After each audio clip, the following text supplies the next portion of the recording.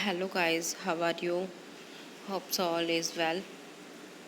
आज हमारा थोड़ा सा टॉपिक रहता है वर्ल्ड बैंक का, वो हम कंप्लीट करने जा रहे हैं।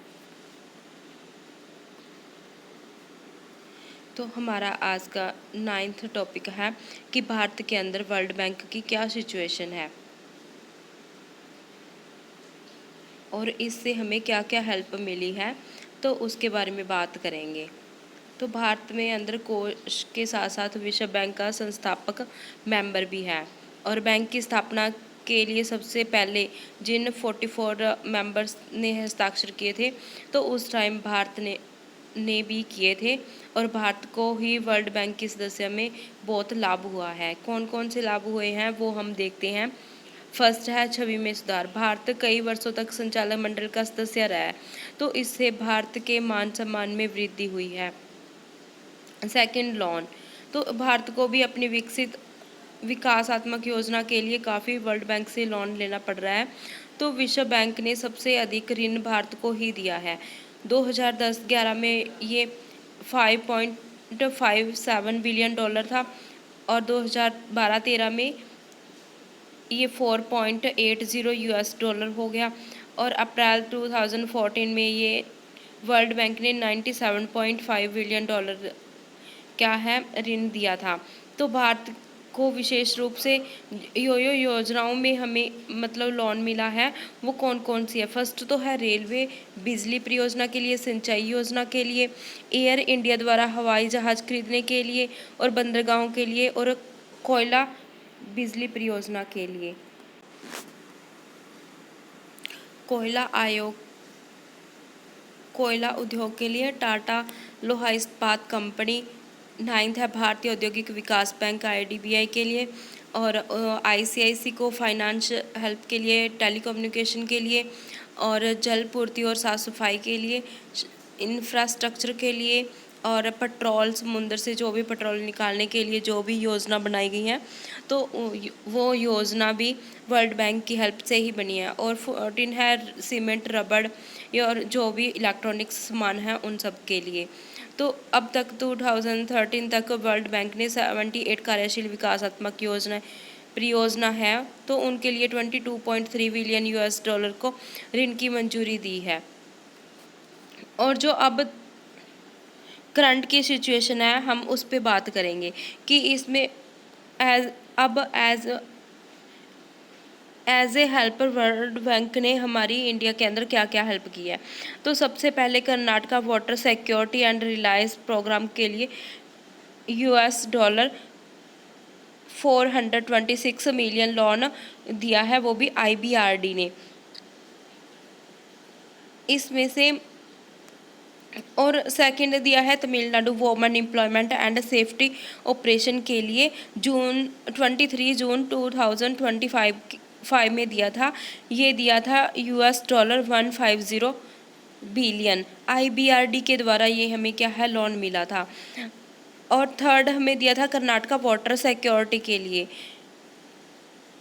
एंड रिलायंस प्रोग्राम के लिए, ये 426 बिलियन यूएसए डॉलर दिया था।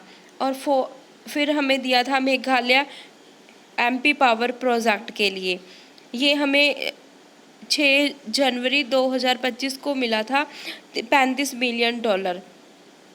इसका मेन फोकस यही था कि एडोलसेंट वेलबिंग, एम्प्लॉयमेंट और रिलायंस है, तो इन सबको इम्प्रूव करने के लिए ये हमें लोन मिला था। और इसका वर्ल्ड बैंक का जो हमारा स्ट्रैटेजिक फोकस एरिया रहा है, वो रहा है client smart infrastructure and water management का। सेकंड रहा है एग्रीकल्चर रिलायंस का, और थर्ड है health nutrition and community employment का। फिफ्थ रहा है digital skill and economic inclusion programmes के लिए। ये हमारे 2025 के प्लान्स रहे हैं जो कि मैंने बताए हैं, ये मैं नीचे कमेंट के अंदर मेंशन कर दूंगी। और आगे हमारा क्या है थर्ड पॉइंट, भारत सहायता क्लब या भारत विकास फोरम। भारत के योजनात्मक विकास के लिए वित्तीय सहायता तथा विदेशी विनिमय का प्रबंध करने के लिए वर्ल्ड बैंक ने ने अगस्त 1950 में भारत को एक सहायता क्लब की स्थापना करने के लिए बोला था और उसकी स्थापना हुई थी। और ये club America, England, Japan, Germany, Canada जैसे सदस्य देश भी इसमें इंक्लूड हुए हैं। और इस क्लब को भारत को क्या है, विदेशी निवेश में बहुत बड़ी धनराशि है वो ऋण में दी गई है। और 1995 में फिर इसे भारत विकास फोरम का नाम दे दिया गया। और ये फोरम भारत की विकासात्मक योजना के लिए धन उपलब्ध करवाता है और जिससे हमारे भारत की विकासात्मक स्थिति है उसमें बहुत ज़्यादा सुधार हुआ था। फोर्थ है पाकिस्तान के साथ नदी विवाद में मध्यस्थता। जल संधि पर विवाद चल रहा था, तो उस टाइम वर्ल्ड बैंक ने ही 1960 के अंदर हमारा जो विवाद है उसका निपटारा करने के लिए वर्ल्ड बैंक ने मध्यस्थ की भूमिका निभाई थी। फिफ्थ है सामान्य ऋणों की सुविधा। भारत को विश्व बैंक से सामान्य रूप से ऋण की बहुत हेल्प मिलती है और वर्ल्ड बैंक का ऐसे ऋण भी उपलब्ध हुए हैं जो कि भारत अपनी इच्छा से प्रयोग कर सकता है।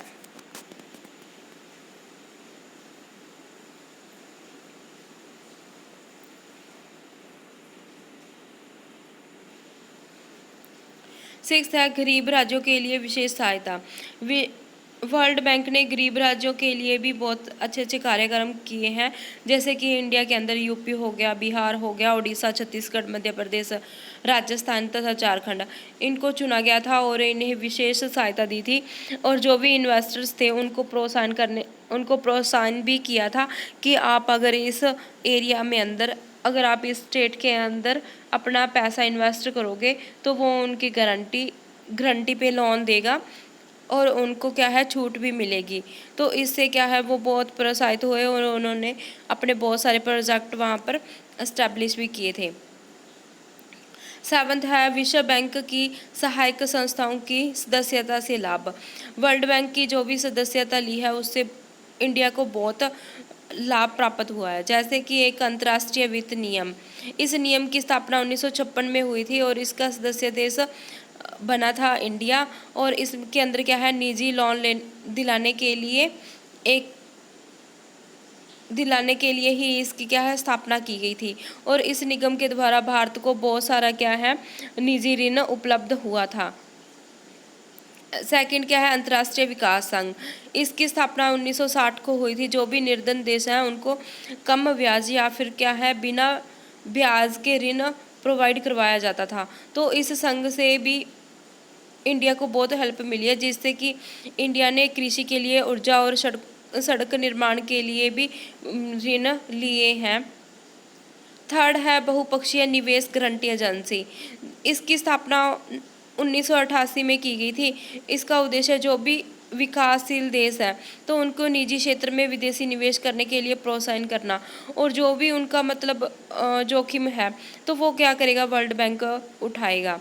तो और भारत 1992 में इसका सदस्य बना था और इससे बहुत ज़्यादा हेल्प मिली थी क्योंकि फॉरेनर इन्वेस्ट करने के लिए यहाँ पे बहुत प्रोत्साहित हुए थे। तकनीकी सहायता। भारत परियोजनाओं के लिए वर्ल्ड बैंक को टाइम क्या है, तकनीकी सहायता लेता रहता है और अब तक लगभग 15 विशेषज्ञ दल हैं जो कि भारत में भेजे हैं वर्ल्ड बैंक ने।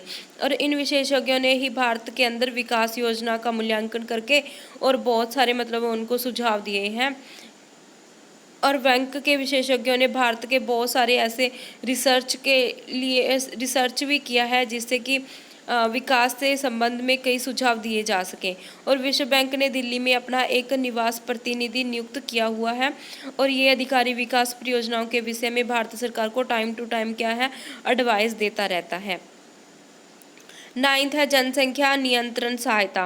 विश्व बैंक ने भारत की जनसंख्या को कंट्रोल करने के लिए बहुत इफेक्टिव ढंग से क्या है, लोन दिया हुआ है और जिसकी वजह से भारत क्या है, टाइम टू टाइम बहुत सारी प्लानिंग निकालता रहता है और बहुत सारी ऐसी योजनाएं, कार्यक्रम चलाते रहते हैं जिससे कि भारत समझा सके या फिर बता सके कि कैसे पॉपुलेशन को कंट्रोल करना है।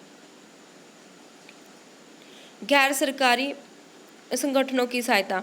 वर्ल्ड बैंक के द्वारा ही जन कल्याण के कार्यों से संबंधित बहुत सारे नॉन गवर्नमेंट ऑर्गेनाइजेशन भी ओपन हुए हैं। इसके लिए वर्ल्ड बैंक ने अलग से उनको क्या है, फाइनेंशियल सहायता दी है।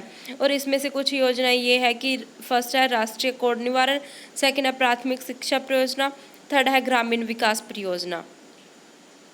11th क्या है, मानवीय विकास परियोजनाएं। विश्व बैंक द्वारा भारत को शिक्षा और स्वास्थ्य परियोजना में सहायता दे रहा है। और शिक्षा के क्षेत्र में सर्व शिक्षा अभियान हो गया या फिर पेशेवर शिक्षा में विश्व बैंक द्वारा भारत को सहायता दे रहा है। तो स्वास्थ्य में टीबी हो गया, एड्स हो गया, इन सब के उन्मूलन के लिए वर्ल्ड बैंक ने भारत को बहुत सहायता दी है। और गांव में पानी, जो पीने का पानी होता है, उसकी सुविधा उपलब्ध करवाने के लिए भी वर्ल्ड बैंक ने क्या है, लोन प्रोवाइड किया है भारत को। 11th है ई भारत स्कीम। ये भी वर्ल्ड बैंक की ही देन है। राष्ट्रीय शासन योजना के दौरान ही भारत को विश्व बैंक के 700 करोड़ का रियायती ऋण प्राप्त हुआ है। इस योजना का उद्देश्य सरकारी व सेवा क्षेत्र में ऑनलाइन सेवाएं उपलब्ध करवाना है। और इस योजना के अंतर्गत ही सरकार ने भारतीय नागरिकों को सरकारी और सेवा में ऑनलाइन सेवाएं उपलब्ध करवाने के लिए 1 लाख सामान्य सेवा केंद्र क्या है, स्थापित किए हैं। और इससे देश में ई गवर्नेंस का विकास हुआ है। और इससे इंडिया को प्रशिक्षण भी दिया गया है कि कैसे ई भारत को आगे बढ़ाना है। और इंडिया में अब सबसे ज़्यादा डिजिटल चीज़ों को यूज़ करने वाला इंडिया क्या है, पहला बन गया है कंट्री। इसकी क्रिटिसिज्म क्या है, भारत से संबंधित बैंक के निर्णयों को कोई मतलब आलोचनाएं भी की जाती हैं। फर्स्ट ये है कि जो वर्ल्ड बैंक ने भारतीय नियोजन को प्रभावित किया है और ये बैंक योजना आयोग के कार्य में बहुत मतलब हस्तक्षेप करता है। सेकंड ये होगा कि वर्ल्ड बैंक ने बहुराष्ट्रीय एमएसजी जो होती है उनके हित के लिए भारत में विदेशी पूंजी निवेश को तो प्रोत्साहित किया है, जिससे कि जो हमारी मतलब देश की खुद की जो कंपनियां हैं तो वो खतरे में चली गई हैं। नंबर थर्ड क्या है कि वर्ल्ड बैंक की सलाह पर ही 1966 और 1991 में भारतीय रुपए का उन्मूलन किया गया। और जिससे क्या है कि नोटबंदी होने के कारण इंडिया को बहुत ज़्यादा नुकसान हुआ था। नंबर फोर्थ क्या है कि भारत की विश्व बैंक पर निर्भरता बढ़ती जा रही है और जो भी आर्थिक नीतियां हैं वो वर्ल्ड बैंक के अनुसार ही करनी पड़ती हैं, जिससे कि आर्थिक स्वतंत्रता पर बुरा प्रभाव पड़ता है। फिफ्थ क्या है कि 1991 में आर्थिक नीति में किए गए सुधारों के लिए वर्ल्ड बैंक तक काफ़ी सीमा तक क्या है जिम्मेदार रहा है। और आलोचकों के अनुसार ये भी है कि सुधारों का लाभ केवल बहुराष्ट्रीय कंपनियों को ही जाता है, जो घरेलू कंपनियों हैं वो बेचारी दब के रह जाती हैं, उनको इतना लाभ नहीं मिलता है। आलोचकों के अनुसार जो वर्ल्ड बैंक की सदस्य ने भारतीय आर्थिक स्वतंत्रता को खतरे में डाल दिया है। फिर भी वर्ल्ड बैंक क्या है, सदस्य होने के नाते भारत में एग्रीकल्चर हो गया, जो भी इंडस्ट्री होगी और इंफ्रास्ट्रक्चर है उसमें हमें बहुत लाभ मिला है। और विश्व बैंक की ने ही भारत की बंदरगाहों के विकास तथा बॉम्बे हाई जैसी परियोजनाओं के लिए हमें क्या है धन उपलब्ध करवाया है। तो जैसे जैसे हर एक चीज़ की मेरिट्स होती हैं वही डीमेरिट्स होती हैं।